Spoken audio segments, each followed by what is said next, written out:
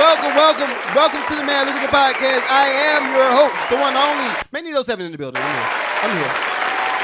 Yo, I just had a fun playlist. I just did a whole, this is episode 1. Come on, dog. 154. I got help now. He's got help now, huh? Hello. But I'm about to shout everybody out in a minute, but I have to sum up the playlist, right? So today's playlist, I went through a series of records that I just like. Some of them are party records. Some of the records are just joints that I remember from high school, college, after college. Some of the records the records that stick with you, like when them joints come out, you be like, yo, what is this? Like I played the Busta Rhymes, Pastor Cavassier. Now, I will say this, truth moment. I don't know if I like the original Pastor Cavassier better than the remix version, because this is, all right, check it out. This is for my new kids, all my new producers. Back in the day, when they said, this is going to be a remix, it was actually a remix. It wasn't just a song and they put somebody else on the song, like another artist on the same song, and then feature, and then that's the remix. No, back in the day, they had to reproduce the whole song. It was a whole nother beat. It was more features. It was all of this stuff encompassing. It was like one piece of art. I feel like we need to get back to that point. We need to get back to it. For real. We need to get back to it. And not only for breathing life into a song that's already worked, but to give new producers and give new songwriters and give new artists the opportunity to feature on a song that's just ridiculous. But we got some stuff to talk about today, because I think, oh, Lord Jesus, we got some stuff to talk about. But anyway, let me go through all of the chats. If I missed y'all earlier, listen, I am going to shout you out still, even if I missed y'all earlier. Everybody on Instagram, I told you I can't tell who's on the live. All I see is names when the list scrolls up. When the list scrolls up, that's all I see. So if you're on the live and I miss you, my apologies. But here we go. Sam Garver, what up? Malingo Pezzo, what up? Aaron Prolific, what up? Mocha Joe got beats, what up? Physics Sticks Music, what up? Truth Boy Music Official, what up? Major Beats 360, what up? Boss Man Jig, what up? Hold up, I think I know Boss Man Jig. Boss Man Jig texted me a while ago. Was like, yo, you get my text message? I was like, I think I did, but I don't know. But yeah, anyway, what up? Boss Man Jig, what up?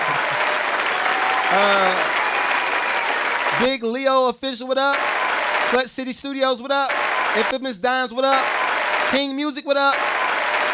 And that's all I'm going to see. That's all I see right now. Let's go to TikTok. Yoti, what up? Did I say your name right? My apologies if I didn't. Duncan Ford, what up? That's family right there. What up? Rick Kelly, what up? Amy, what up? And this little, you got a sign as your screen name? This is a sign, it's a symbol, like an emoji. But anyway, welcome. So today we're gonna talk about AI, right? I'm not gonna front. I'm low key tired of talking about AI. The only reason I cover these subjects is for my musician that follows the podcast, and I want to make sure that they're informed, right? That's one thing. Secondly, I am going to be making some changes on the network. Say some changes on the network. Changes on the network. It is. So what I like to do, and this is how I view all of the content creators. This is how I view musicians. This is how I view singers. Anybody that's out here creating content. I want y'all to start doing some pivoting, right? It's time to start doing some pivoting. I think what happens is people get tired of seeing the same thing over and over, and we have to figure out new things that we could do to get them involved in our content, right? So I am officially at that point. I think we are almost at 15,000 subs on YouTube, so that's nothing like. That's all right. But I need more people to come to the page. I want more people to be interactive. I want more people to get involved in the content from the space of taking what I'm talking about and go run with it and go do something dope with it. I don't say anything on this podcast just to benefit me. What benefits me in this podcast is just doing the pod. I enjoy giving y'all information. I enjoy doing the pre-show. I enjoy dancing and talking my trash, whatever I do. I enjoy doing this stuff. So everything else, like when the actual podcast starts, is for y'all, right? All this for y'all.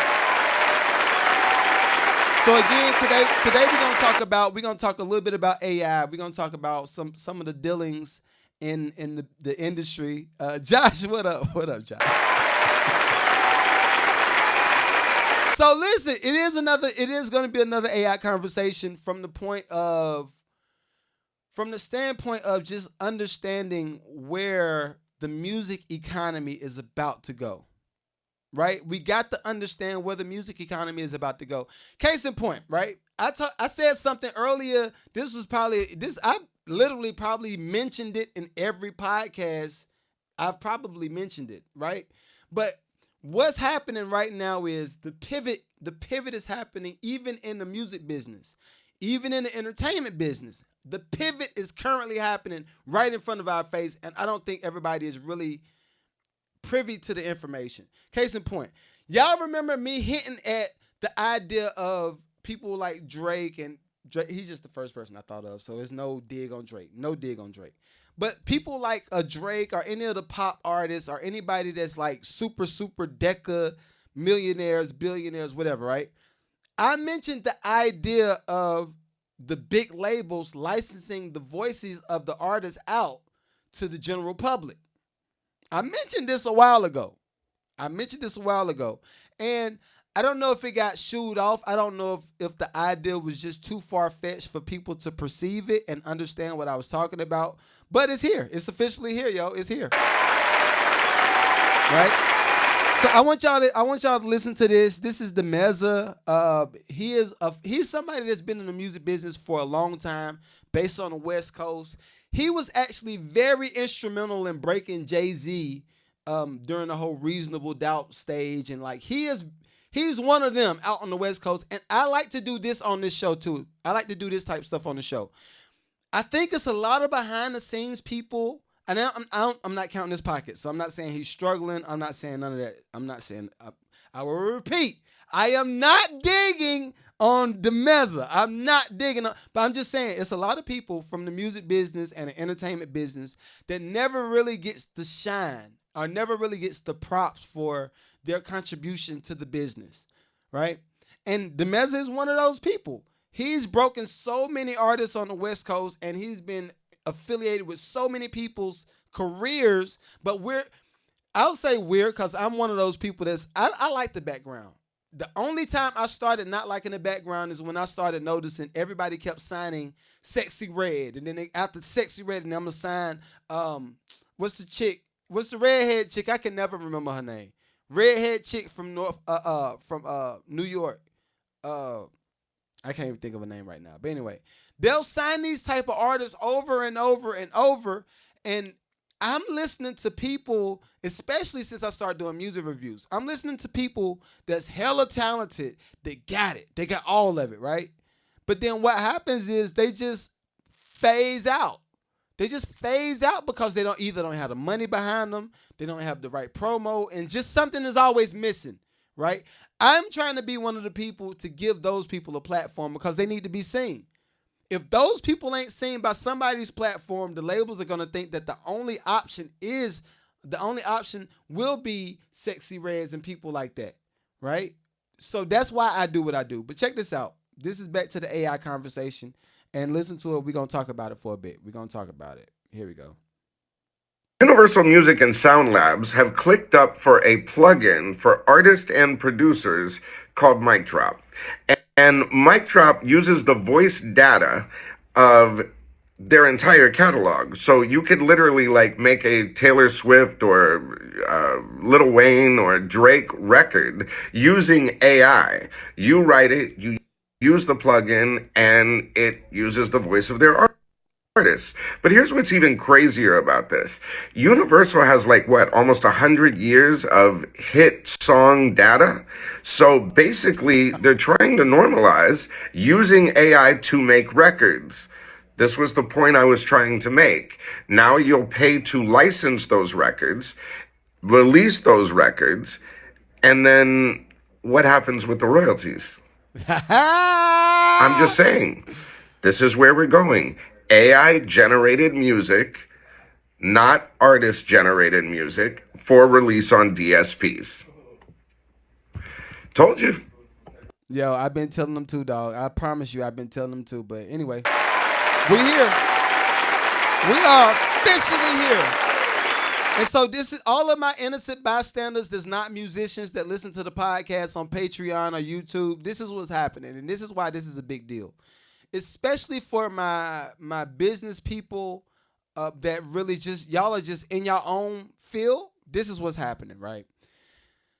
The reason this is a big deal is because what happens in the event that you have a label, and I hate using Universal. I've been talking about them for the longest, so I'm gonna put up another one. Capitol Records. We're gonna say Capitol, right? So you have a label like Capitol Records, and they say what we're gonna do is we're gonna come out, and since the sales for the music is kind of dying down a little bit, people ain't streaming as much because we just came out the pandemic. So we're starting to see the real numbers for the people that's really wanting to do, like, to listen to the music. We're seeing the real numbers now because now everybody ain't stuck in the house. I don't think people are looking at that part. Everybody ain't stuck in the house no more. Everybody is officially outside. Say, we outside, we outside. They're not like us. They're not like us. They're not like us. They're not like us. Like, everything is, they're not like us. They're not like us, right? So the reason I say that is look at what's going on. And I like musicians to look at the overall economy in the world. Don't just look at the economy of musicians. Look at the economy of the world. Look at where people are spending money. Look at where people are buying where they're going to for the concerts. How many new artists are pulling Megan Thee Stallion, Imagine Dragon, Coldplay, Beyonce? That rhymed. That was all right? How many? I can't turn the music off. I'm sorry. But how many artists are able to pull those type of crowds because they have the fan equity built in?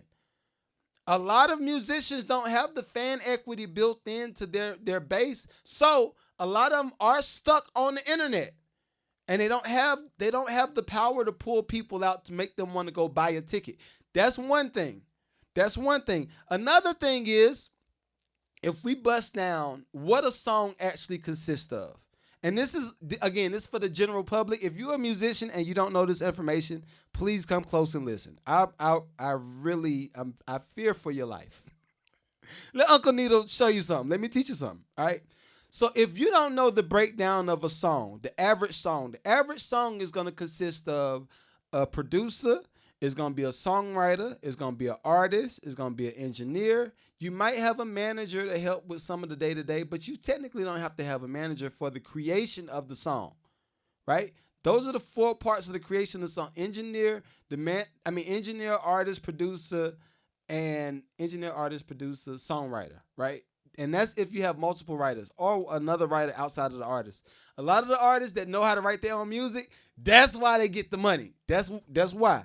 We've heard it from back in the day. We're talking about 60s, the 70s.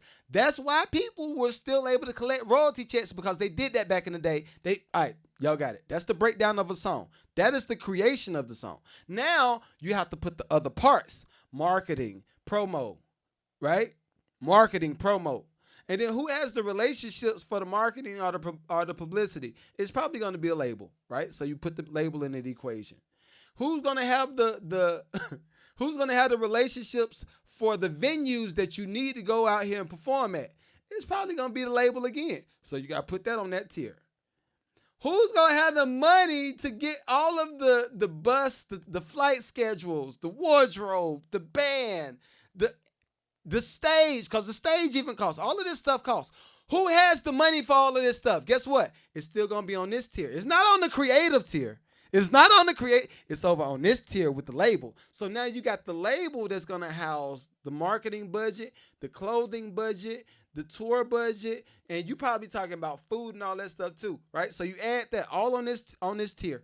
And now the artist is going to go to the label and say, yo, I need some money. I ain't make no money off this music yet. I need some money. So who's going to provide money for the artist to have some upfront money, some upfront capital to spend? Because you're not getting this money for free. You're not getting them. Everybody, we've heard this conversation. If you haven't heard it, this should not be new. Get out here. Get outside. Just get outside for a little bit. So now the label is going to house even the budget for the artist after they get off the road. So the artist has done the tour. They've done all this stuff. They get off road. They got to pay rent. They got to pay mortgage. They got to pay for the house payment. I mean, not house payment, but the power bill, gas bill. You got to pay for all of this stuff as the artist, right? The label just gave you money for you to take care of this stuff. Artists, let's be real. A lot of the times they ain't spending money with the producer. Ask me how I know. They not spending money with the producer. Some of them might spend a couple dollars with an engineer. They might spend a couple dollars with an engineer. But now it's like, yo, okay, you're vested in how? How are you vested? Okay, I spent some money on the YouTube ad. I spent some money on Instagram. All right, cool. You spent some money on some ads. Great. You got to a certain point. Now you need help. How you going to get the help? You got to go back to the label. So now that system already puts the artist and the producer or anybody that's creative. Let's say that. That system puts anybody that's creative up underneath the system automatically because you did not figure out how to generate income. Right? Hopefully everybody on TikTok, everybody on Instagram, Facebook, Patreon, hopefully everybody gets the idea. Right? The creative person is already pushed up underneath the system of the label because you just couldn't provide the bare necessities for yourself to continue doing music. You couldn't do it. So you had to go over there. Right? So now you got outside and you said, I'm the artist. Y'all need to respect me. You owe me a publisher. You owe me royalty check. You owe me all this stuff. Right? And the label's going to say, yeah, we will pay you at some point. But did you forget about all of this money that we put up for your marketing budget, your tour budget? Oh yeah, when y'all all went to Roof Chris that night, y'all recorded it on Instagram, and you held that steak up. You said, I'm about to eat this steak. You had the Salt Bae come over there, and he sprinkled the salt on your food, and y'all spent $1,200 for that meal. Remember that? Y'all spent $1,200 for that meal, right? And it was counted as a stipend. Guess what? That came out of your budget. Congratulations. You played yourself.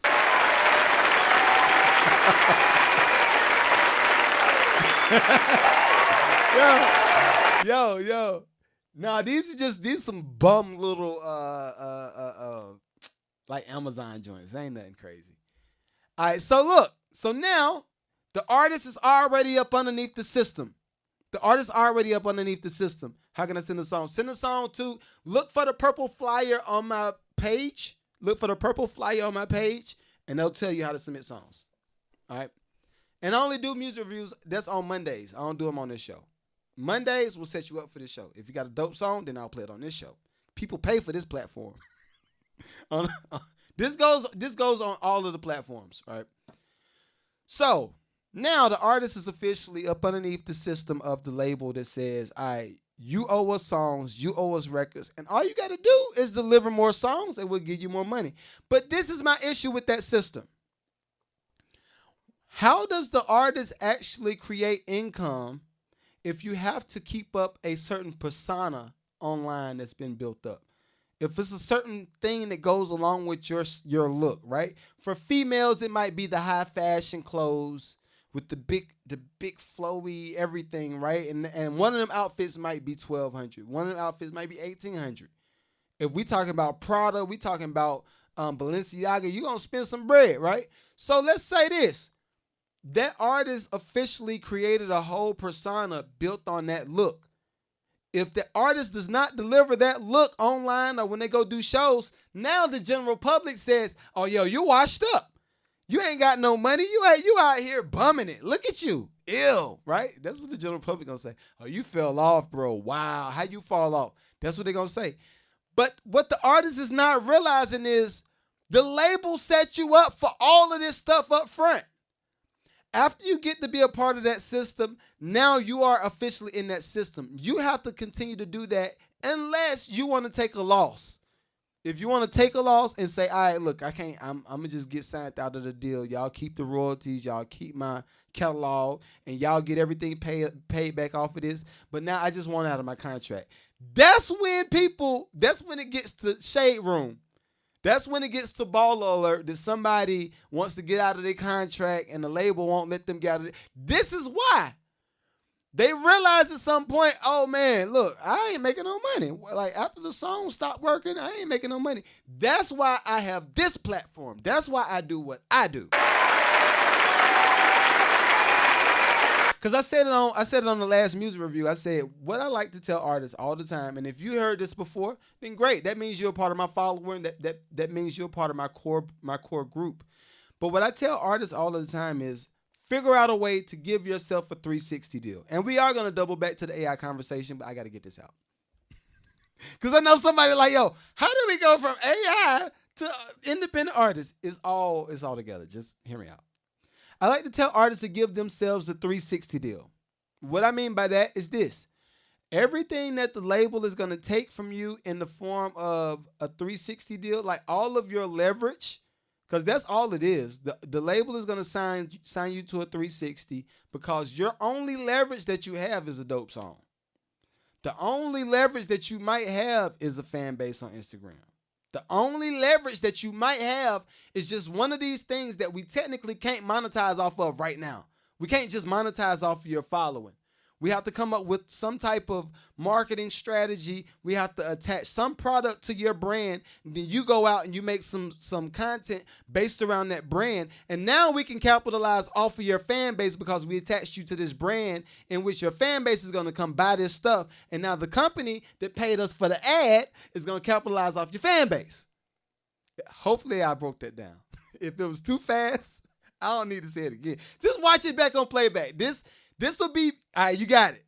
This will be out on Patreon tomorrow. It'll be on YouTube. Well, some of it will be on YouTube Saturday. That's how it works, all right? Patreon tomorrow, Saturday YouTube. Play it back. So now you're at the label. You hot as fish grease. You are that dude. You walk in the room, you like, yo, I got 1 million followers, yo. Everybody, yo. All of the corny people, some of the white people, all of the corny people, all of the tech heads, all of the label people say, yo, yeah, I know this kid. I know he makes some pretty good music. And they're going to blow your head up while you get in the office. They're going to say, yo, you got the hot song. We want to give you a deal immediately. A lot of the times, the deal might not have a dollar amount attached to it. Now watch this. Every artist will say, oh, you trying to play me.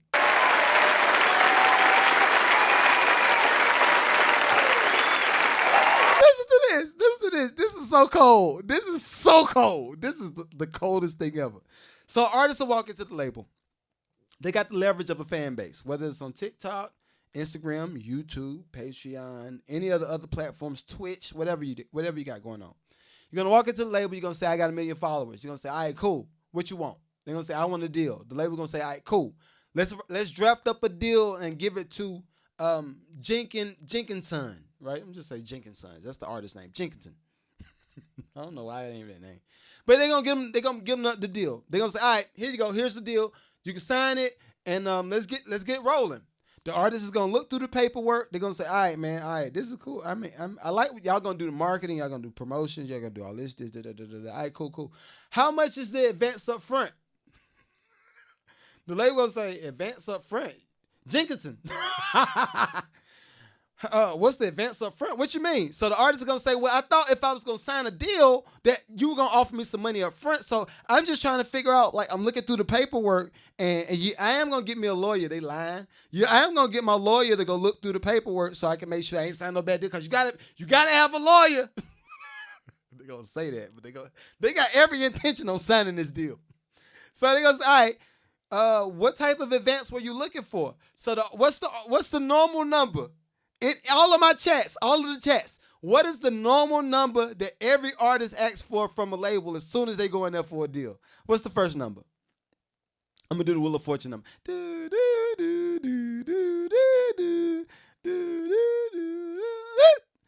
Exactly. $1 million. Yep.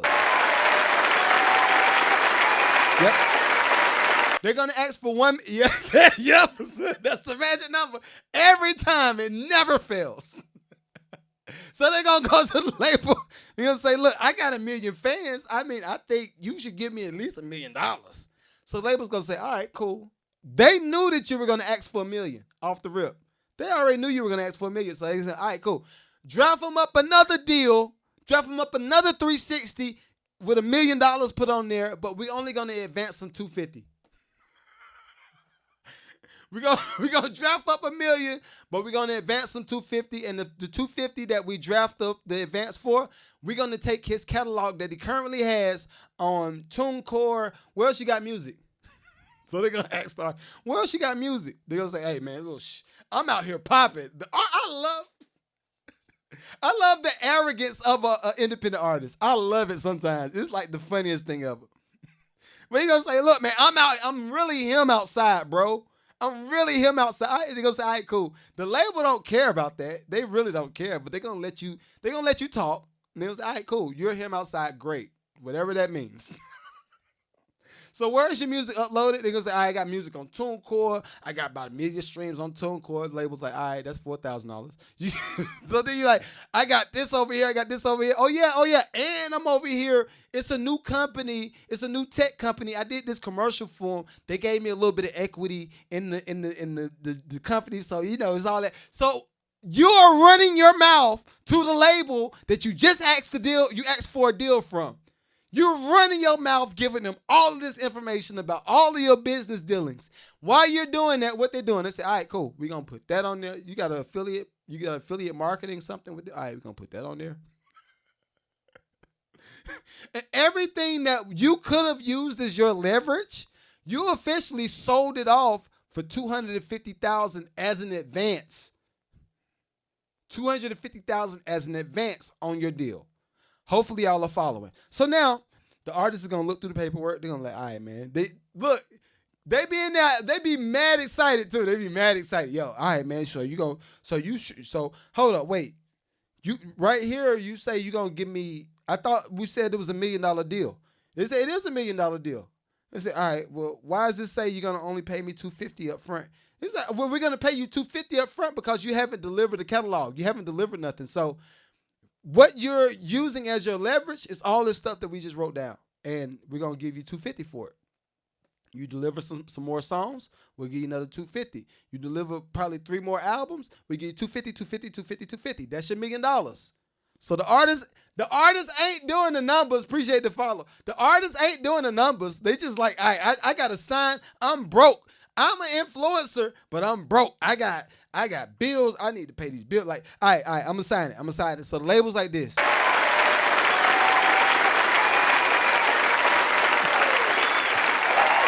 We got him. So now, and this is how everything has developed over time, and this is how we're gonna go to the AI conversation. That same artist that took that $1 million deal he probably end up doing super numbers, like Travis Scott numbers, dumb numbers. I'm talking about millions and millions and millions.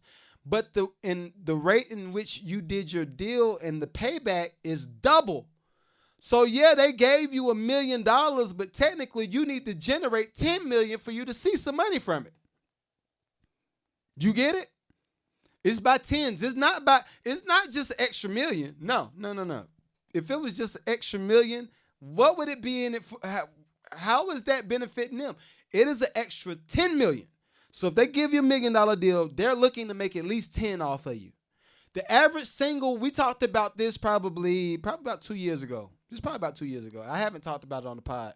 But I was saying at one point in time, the average top 40 record would generate $500,000 a week. Think about that. The average top 40 record would generate $500,000 a week. The average top 40. Now, if you're number one within that top 40, oh yeah, you're probably generating $1 million a week. Easy, $1 million a week. That's what they're gonna get. When you get your annual report, and you see the money that you're gonna pull and you're gonna take home, you be like, yo, why did I just sign this? How did you make $8 million off of this and I only made another 100,000? They're gonna say, well, this is you use your leverage. We signed the 360. I know that how did you like the Nike deal, right? You like the Nike deal. I see you got the shoes on your feet. You like the deal. You like all of that development process and that for the girls, the little makeup and the lipstick line. You like the brand that we built for you, right? They're going to say, yeah, I like the brand. I like it. Well, how much do you think that it costs for us to get the scientists to go in the lab to mix all of that makeup up for you? How much did it cost for all of the people that designed that shoe that you got in your foot? How much did it cost for us? How much was our market price for you to have that? So now you upside down off of $1 million deal. You already upside down probably 15 million. And this is the stuff that I say, yo, take your time. Build your own brand. Take your time. Do it yourself. Do it as much as you. This is the reason why. Now, go to the AI. Trey, what up? Hold up. Lucrative community in the building. If y'all want to join my community, join my community. It's called the Lucrative Community. Links in the bio. Join it. I'd love to have you. All right. But anyway, now we're going to go back to where we started. We're back to the AI conversation. I told people last year, I said, yo, I thought it was pretty weird. That we got Beyonce. I think we got Beyonce. We got Drake. We got Avril Lavigne. We got Brandy. We got all of these. We got Scott Storch. We got Dark Child. We got why all of y'all selling y'all catalog? Why y'all selling y'all catalog? Right? I said this years. This probably, when did they start doing that? I think they started selling the catalog probably like 3 years ago. Like when the money was cheap for the economy, all of the labels were buying catalogs from artists, like big catalogs though, buying them. So I said, why y'all doing this? Nobody wanted to give the answer. I even had one company reach out to me about buying my catalog. Right? The catalog for all of them. And this is the thing. It only took me one time to do one bad deal. And I was like, all right, I'm done. No more. I got you. No more. With this album taught me everything that I need to know about a publishing deal. Taught me everything I need to know. After I did that publishing deal on the album, I said, oh, this is like a pawn shop. This is a musical pawn shop. They're going to give you the bottom of the barrel number up front, and after they pay you that money, now they collect the publishing on your behalf. After you pay it back, now they maintain the piece of the publishing unless you have a sunset clause, which I do. But you have a sunset clause where every year a piece of that publishing goes down. It goes down. So let's say, for instance, this is for my layman people that don't, on the elementary level. What I mean is this. I signed the publishing deal, right? I'm not gonna say what label. It was just one of the big ones. They still exist now. They didn't get bought out by nobody, right? Did a deal with the company. They gave me the money up front, and nobody told me that first royalty check that I get is the same amount as the publishing deal. You motherfucker. What I mean, because people might not understand it. They don't understand it, all right? So say for instance, I took a deal for $70,000, right? So I took a deal for $70,000, and then I'm waiting. I got my money from the label, $70,000, got the money. But now it's like, all right, after the 70 comes, now what? Because you produced the song, you have royalties, you have publishing, you have performing rights, you have mechanicals, you have all of this stuff attached to that one song that you produce. But you sold off the publishing in a publishing deal. What does that mean? I'll tell you. You sold it off, they gave you $70,000. You waited, the first quarter comes around, that's $70,000 spent. You paid your bills, you bought maybe a car for your mama. Mama, we made it. Win. You and all your partners are like, yeah, we won. Ha, ha, right? Everybody doing that. So you won, you got your $70,000. Now, we're going to fast forward a year later. You start to get something called statements. And then you look on your statement, okay, this made $80,000 the first 2 quarters. Where did the $80,000 come from, and where did it go? So you the producer, you the artist, going to be looking at your, like, you'll be like, yo, who made $80,000? Who made $80,000? I'm gonna tell you who made $80,000. The label made $80,000. Good job. Right? So you're gonna be the producer, and I'm telling you this because I did it. I've lived it. I will tell you all of the hiccups. I will tell you everything I messed up on, everything I've done great. I tell you all of it. I don't mind. Right? So you're sitting at your house. You're looking at the statement. You said somebody made $80,000, but I ain't see none of it. And you forgot about that 70,000 that you took as a deal up front. So now you calling the label. Yo, yeah, I just, hey, yeah. No hood stuff we got. Yeah, I'm just trying to figure out. Yeah, just can I talk to someone in accounts payable?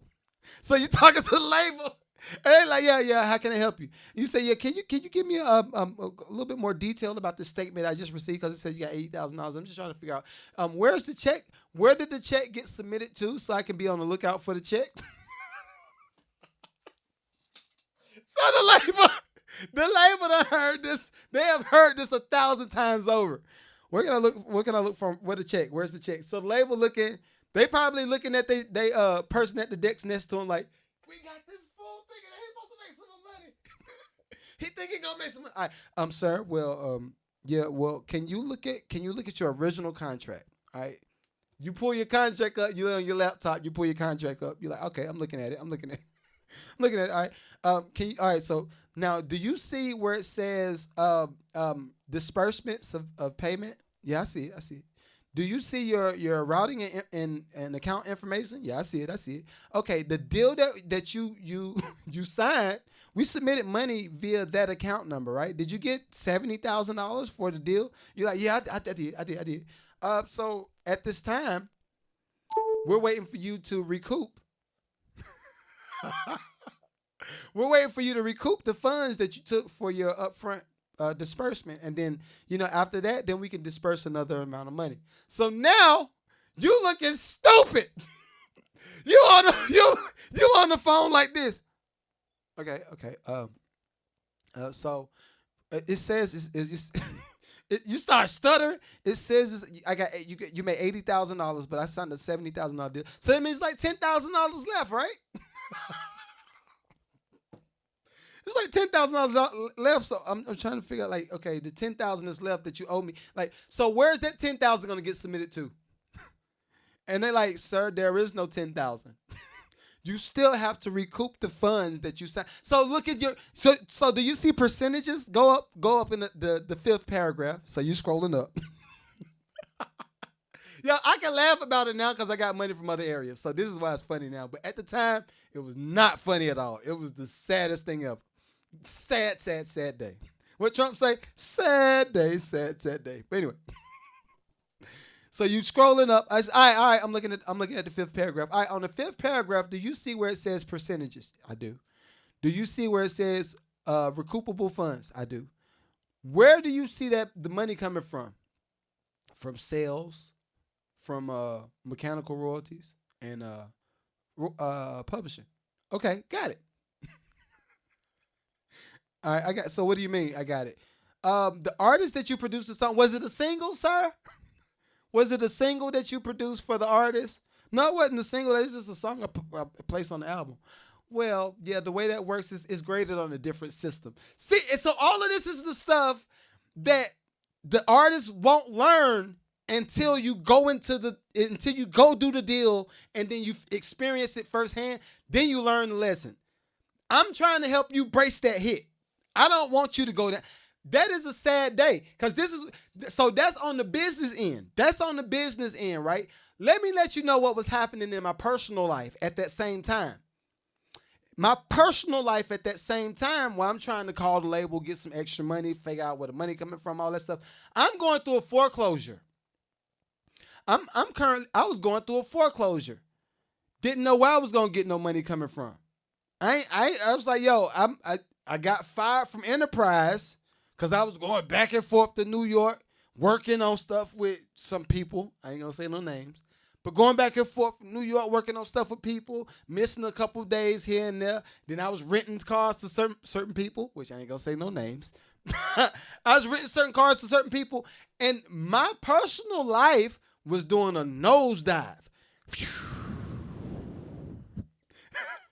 Right? So getting the money that I thought was owed to me was gonna be a lifeline for me to keep my condo. Keep the cars that I had. Guess what? Lost all of it. Guess what that did? Taught me something. It taught me everything I need to know. It did. What it taught me was never believe in just anything at face value. Always try to do some digging. Always try to present best case scenario and worst case scenario. And then that in between space right there, build the plan for that in between space. Build your plan around the in between. Don't build your plan off of the best case scenario or the worst case scenario. Because this is what happens. This is what happens for the both, right? If you build a plan based off of the best case scenario, you're gonna be super optimistic. You're gonna think it's flowers everywhere. You see rainbows. You see boba teas everywhere. I like boba tea. Let's just say that. You see Starbucks on every corner. You see Thai restaurants everywhere. You get the best sex. You got the best everything, right? That's the euphoria version of the plan. So you build your plan thinking that everything is going to be gravy, everything is going to be peaches and cream, and I don't have to worry about nothing. But what happens when something crashes and burns? That plan fails. You're like, I thought I was good yesterday. It was just yesterday when I had some money. Now I ain't got no money. Right? That's building a plan off of the euphoria version. No pun intended. Now, if you build the plan based off of worst case scenario is so pessimistic where everybody that's successful are repelled from you. Nobody wants to give you anything. Nobody believes in your art. Nobody believes in your plan. Nobody believes in anything that you're going to actually come up with. They don't believe in it because you're so pessimistic and you don't think that nothing is going to work in your favor. Everything is bad, right? So what happens is when you get around people like me or bigger, and everybody's used to seeing $1 million. Everybody's used to saying, "Oh yeah, I did 10 million last quarter," right? Everybody's used in this space. Everybody's used to seeing that type of money. Oh yeah, my kid did so and so on YouTube, made an extra $15,000. So you are the person that's super pessimistic. You say, well, that would never happen to me. I can't make $15,000 on YouTube. I can't make $15,000 in 1 month. I barely make that half of the year working at my job. Pessimistic. All of people like me, we don't like to be around those people. Even if you super talented and you got everything that's working in your favor, everything is like you literally have the gift. You have the gift, but you're so toxic. We don't want to be around those people. Guess why? If we bring those type of people in our space, it's only a matter of time until they bring the whole ship down. Because that pessimistic point of view, oh, you're going to talk to so-and-so, you're going to talk to Carol over here, and then you're going to go talk to Angela, now you're going to go talk to Jacob, now you're going to go talk to Mike. And everybody in the office now, when I worked hard to get my team to be optimistic and make sure that we do good business, now you have came in and infiltrated my company from being a pessimist. I think I said that right. You infiltrated my company from just being like that. So yeah, I got it. Yo, it's been real, but you can't, do your thing. Those are the two options. Now, if you build your plan based off of the middle, not too optimistic, but not too pessimistic. Have that in between. The people that say my plan B is my plan A, right? I like those people to a certain extent because you at least have identified that a plan B is somewhere in the midst. And even with this, I'll say this from somebody that's been in the business for a long time. Well, it's people that's been in way longer than me. So I say 07 to now is a good little bit of time. 2007 to 2024, I've been in entertainment. I know a little bit, right? I'm going to tell you this. It is okay. It is okay to adopt new practices. In actuality, if you don't adopt new practices, you will get lost in the sauce because everybody is going to go towards something. Like when it was just Yahoo and then Google came out and everybody said, yo, what is this new Google thing, right? It's a Google thing. What is it? Now everybody knows it. Just Google is Google. Gmail is Gmail. It's just a thing. It's just what it is, right? When I was first coming up, that was a new idea. Even computers, that was a new idea, right? Now, we had this thing called AI. It's a new idea, right? Everybody that are the early adapters and start to learn the intricacies of AI and learn, okay, this is what you could do with AI, but this is what I'm gonna do with it. And then, not the people like what made me go broke the first time. I was fighting the idea of social media. I still do to a certain extent. But I was fighting the idea of social media. I was fighting the idea of streaming because I said, yo, in the event that everybody just streams music and there's somebody that can push a button and say, all right, catalog gone, what happens to that? I kept saying this years and years ago. I said this is 2009, 2010. I said, yo, why everybody putting music on the iPod? What is this? What is the iPod? Now, everything's all in your phone. And the tech people will say, well, yeah, you can't go in like I can't remember Larry Jackson. I love Larry Jackson. Larry Jackson is cool. Over at Apple, black dude does a lot of the tech stuff. He is like one of them over there for streaming. But my issue still remains. The issue is, yeah, everybody has the ability to go to a store and stream and you can buy a whole store and have it in your pocket. All right, I get it. I get the selling point. But when it comes to the artists and the creative economy, what does that put them?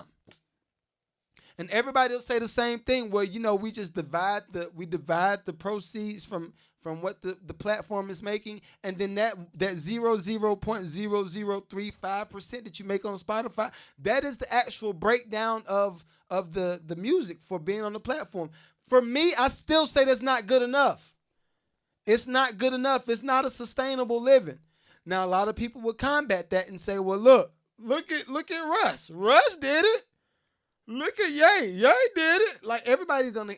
These people are anonymous. What is it? Anonymous? Monopolies? Anomalies? I think it's. These people are special. The regular word.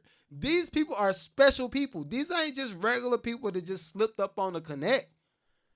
These people had certain plans, and those plans were implemented at a certain time period where the market was not super saturated. So in return, they were able to benefit off of the platforms because it was a new platform and they were new artists that had a plan, had a whole plan coming in. We are officially at that point again now. We're at that point again now. Now, going back to AI, almost an hour later, right? Almost an hour later.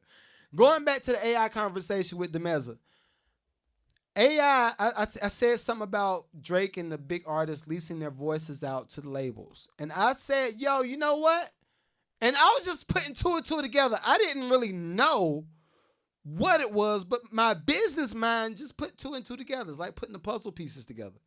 I said, okay, if 3 years ago, all of these artists are selling their catalogs to a label, these catalogs are old catalogs. What does it mean for the label? Like, how does that actually benefit them? Because people ain't technically streaming. You're not streaming The Boy Is Mine over and over in 2024.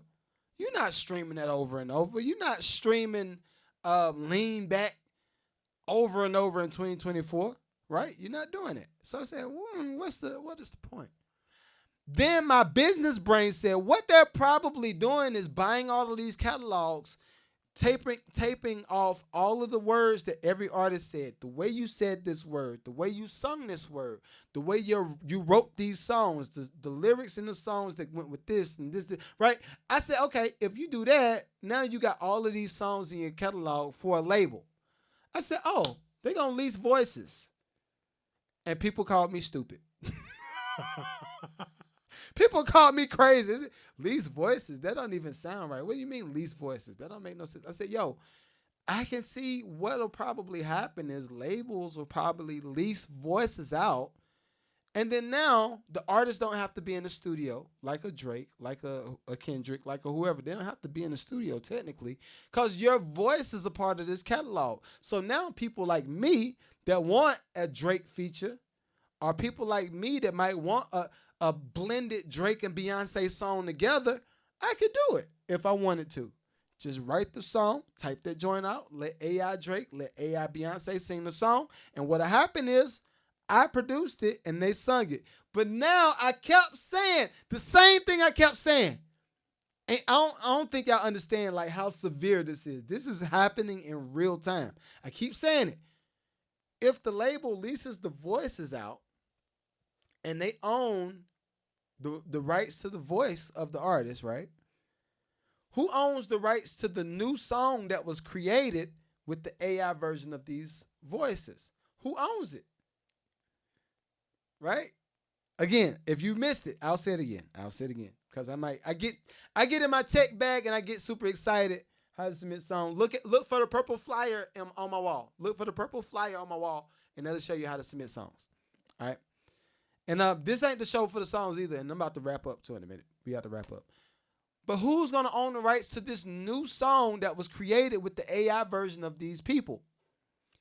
Now we got an answer. The answer is Universal Music Group. Congratulations, you played yourself. Because this is me leaning in the middle, right? This is me leaning in the middle as far as the plan, the overall plan. I think music business has seen enough ups and downs to know how to combat everything that's thrown in their way. Even with the idea of doing direct to consumer, I keep telling independent artists, I say, yo, build your platform, build your following, do direct to consumer, sell directly to your fan base, and let them support you that way. I keep telling them that. But then I did not necessarily put a lot of thought into it. I said, what'll probably happen is labels will start figuring out a way to sucker artists into signing up for this idea of direct to consumer, sponsored by Universal, sponsored by Sony, sponsored by, right? But they're gonna tell you it's direct to consumer. People, this ain't direct to consumer. It's not direct to consumer. The way it's not direct to consumer is because if you have to submit music to anybody outside of you and your computer and the internet, right? If you have to submit music to anybody besides you, straight to your computer, straight to the internet, it's too many people. Way too many people. What they're going to do is, and I'm foreseeing this, and I've been right so far. So please follow the platform. It's called the Mad Lucrative Podcast on YouTube, Mad Lucrative Network on YouTube, Mad Lucrative Community on Patreon. Follow me everywhere, right? Mad Lucrative everything. That's my brand. But what I foresee happening is this. I think it's going to be a lot of artists is going to get suckered into the idea of partnering with the label. You're not partnering. You're selling your rights to the label. Because what happens is this. What happens, and this is why I say you're selling it. What happens if you have a Jonathan Majors moment? And I hate to use him as an example, but he's just an example right now. What happens if you have a Jonathan Majors moment? What happens if you have a Will Smith moment? You have a Jonathan Majors or Will Smith moment. This is what that means. You get canceled. If you personally get canceled as a brand and you technically partnered with this company, what do you think they're going to do for your catalog? They're going to do the puffy. Because, you know what? We chose to go a different direction creatively, and you no longer fit the profile of the brand that we're trying to put. So, we'll give you some severance pay, but we have to part ways. Thank you for your contributions, and you go. Right? They don't do nothing for you. So listen, everybody. Y'all can create music with the AI Drake, with the AI Beyonce, with the AI all these stuff. Cool, do it. If you want to do it, cool, do it. I would just say, understand that after you do it, you don't own the song. Even if you wrote it, even if you produced it, you mixed and mastered it, you put it on all streaming platforms, all this stuff, right? You don't own it. You don't own it. They own the voices. If you use those voices, you are officially in bed with them. They are officially your daddy or mama, whichever you want to call it. They are officially your parent because you're in bed with them. You use their AI, you use their technology. That's their song. Oh, no, man, you're wrong, bro. Look at this. I did a song. Nah, it's their song. You don't own it. They own it. All right. Last but not least, we gotta pay the bills for a little bit. I'm gonna go through the chats. If y'all got something y'all want to talk about in the chat before we wrap up, go ahead and put it in the chat. Everybody on Patreon, everybody on YouTube, everybody on TikTok, everybody on Instagram, Facebook. We're everywhere. We are everywhere this month. I'm proud of myself for expanding. Thank you. Okay. When I first started doing these pods going live, I only did it on TikTok because I didn't know how to do it on all of the other platforms at one time. So now that we're everywhere, it's pretty cool. It's pretty cool. But anyway, this podcast is brought to you by Nito and Friends Summer Camp. All right, Nito and Friends Summer Camp is actual summer camp. It's actual summer camp for teenagers. We're going to be teaching them AI technology. We're going to be teaching them production, how to produce beats. We're going to be teaching them vocal performance. We're also going to be teaching them branding and entrepreneurship. And we're also going to have like this whole little thing at the end where they go perform. And this is not just in person. Although we will have in person, this is a virtual option too. So everybody that joins virtual, y'all will have the same capabilities of everybody that does in person. So at the end of our whole camp, all of the artists that generated songs, because some people ain't going to be artists. Some people will just be tech people. And for my tech people, they have to show us how they're streaming, how they have their stuff set up. And we're just really trying to build winners, yo. We're trying to build winners. We're building people, the next generation of entrepreneurs that's generating income online. We're helping those people right now. So if you do want to join my summer camp, link will be in the bio. If you're watching this on YouTube, the link is in the description. Everybody on TikTok, just hit me up. Send me a DM. I would love to have your kid. Also for my older all my older adults that want to produce music, y'all can sign up for my masterclass. I will be doing a new masterclass. I'm going to put the dates out soon. I don't have the dates just yet. But if you're interested in joining my masterclass, which is pretty much the same thing, I'm teaching y'all everything. I'm actually giving you my templates. Y'all see everything that I'm doing on the screen, and I'm talking. It's just one-on-one. But anyway, if you want to join my masterclass, shoot me a DM. I'll get you all the information. All right? Till next week, it's been real. Peace.